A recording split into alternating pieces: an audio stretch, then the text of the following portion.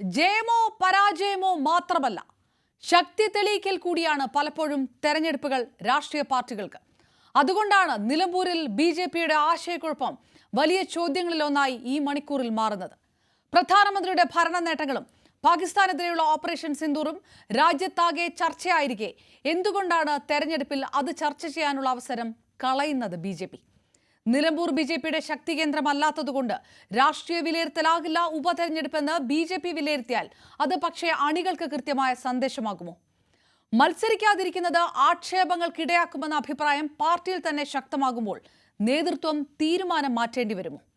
ഇടതിന് vote മറിക്കാൻ വേണ്ടിയാണ് BJP രംഗത്ത് നിന്ന് മാറുന്നതെന്ന് നാട് മുഴുവൻ PV അൻവർ അടക്കം വിളിച്ചു പറഞ്ഞുകൊണ്ടേയിരിക്കുന്ന സാഹചര്യത്തിലും ആശയക്കുഴപ്പമെന്ന് പറഞ്ഞ് ന്യായീകരിക്കുമോ ബി.ജെ.പി?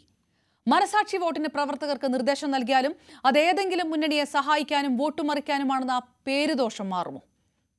എന്തായാലും LDF-നും UDF-നും PV അൻവറിനും അഗ്നി പരീക്ഷയായി മാറുന്ന തെരഞ്ഞെടുപ്പിൽ ഗ്യാലറിയിൽ ഇരുന്ന് കളി കാണാമെന്ന് ബി.ജെ.പി കരുതുന്നതിന്റെ ഉദ്ദേശം എന്തായിരിക്കും?